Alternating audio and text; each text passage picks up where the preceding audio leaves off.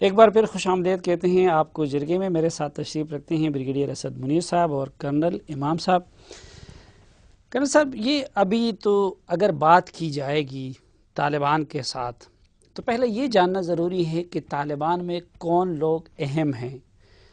یہ بتائیے کہ جس وقت آپ طالبان کو ڈیل کر رہے تھے تو اس وقت ملا عمر کے بعد طالبان قیادت میں اہم ترین لوگ کون تھے؟ تقریباً جتنے بھی لیڈر طالبان کے اس شورا میں شامل ہوئے وہ سارے ملا عمر سے سینئر تھے، لیکن سب نے مل کر، کیونکہ ملا عمر نے یہ انیشیٹو لیا تھا اور انہوں نے یہ فیصلہ کیا تھا کہ میں یہ خرابی دور کروں گا جو کہ ملک میں ہو گئی ہے، لوگ گمراہ ہو رہے ہیں، خرابیاں کر رہے ہیں، تو انہوں نے اس کو اپنا کمانڈر مانا.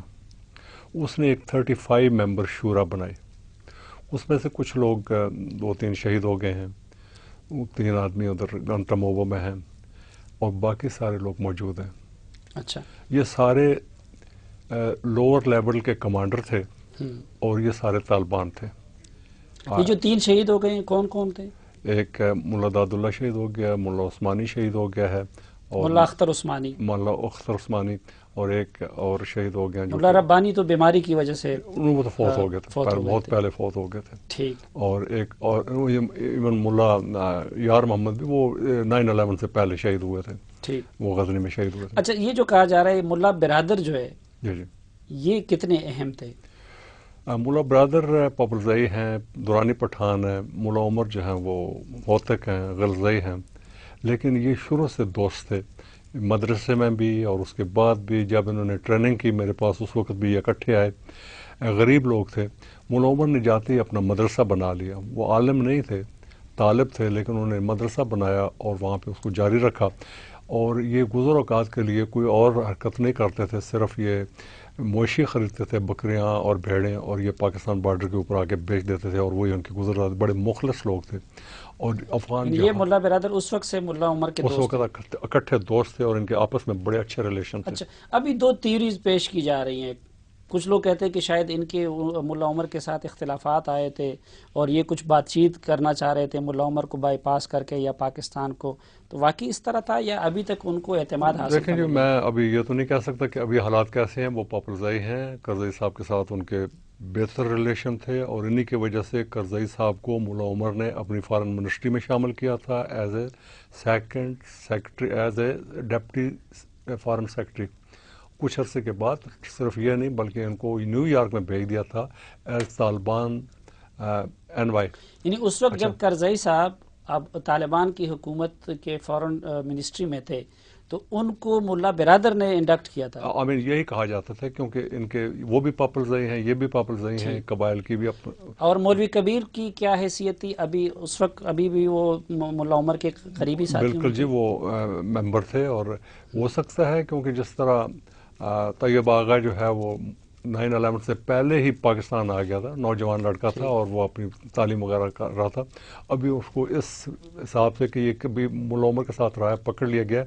یہ میں سمجھتا ہوں کہ یہ بڑی ہم زیادتی کر رہے ہیں. کرن صاحب، ادھر تو روزانہ دعوے ہوتے ہیں نا، جو بھی پکڑا جاتا ہے یہ اہم تھا، یہ کوئی معتصم کو اس کا داماد بنا دیتا ہے، کوئی پرائم منسٹر بنا دیتا ہے.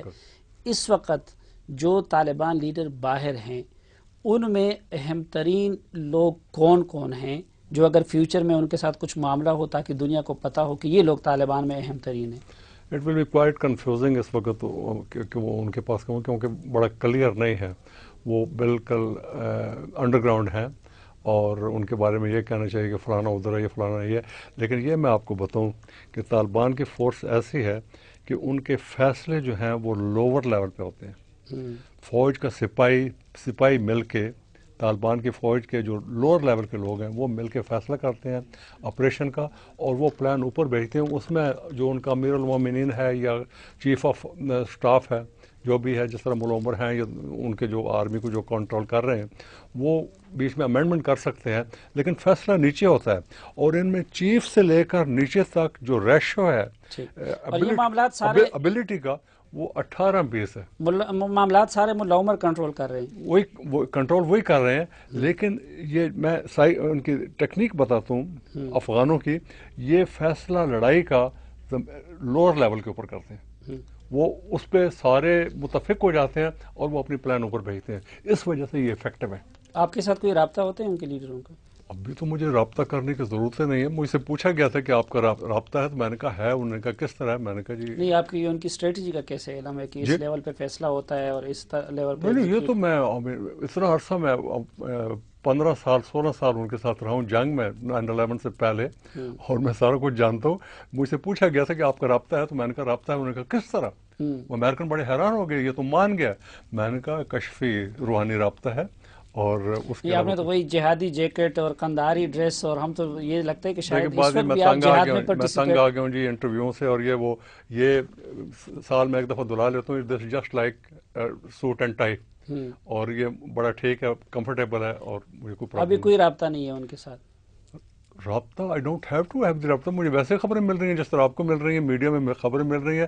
کم سے کم میں فیصلہ کر سکتا ہوں اپنے پریویس ایکسپیرینس سے کہ اس میں کون سی درست خبر ہے اور کون سی صحیح ہے. یہ جو اور مذاکرات کی بات ہو رہی ہے، جی آپ جیسے لوگ یا آپ خود اس میں کچھ کنٹریبیوٹ کر سکتے ہیں؟ پہلی بات یہ ہے جی، میں بہت چھوٹا سا آدمی ہوں.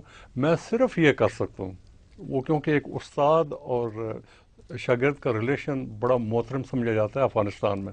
ٹھیک وہ استاد is the biggest rank in Afghanistan. ٹھیک. اتنے بڑے عالم کو، سیاف صاحب کو، عبدالرب رسول سیاف صاحب کو بھی استاد کہا جاتا ہے. ربانی صاحب جو اتنے بڑے عالم تھے ان کو بھی استاد کہا جاتا ہے. وہ پی ایچ ڈی اور کہاں تک تھے. تو اس حساب سے کیونکہ میں ان کا استاد رہا ہوں، میں میسج پہنچا سکتا ہوں، وہ میری بات سنیں گے. میں اس کے علاوہ اور کچھ نہیں کر سکتا. اچھا بریگیڈیئر صاحب، پہلے القاعدہ پہ ہم آتے ہیں کہ القاعدہ کی حیثیت کیا تھی اس سے پہلے، اور کتنا اس دوران القاعدہ کو نقصان پہنچا ہے؟ کتنے لوگ گرفتار ہوئے پاکستان میں یا افغانستان میں؟ کتنے لوگ مارے گئے؟ اور اس وقت اس کی کیا پوزیشن ہے؟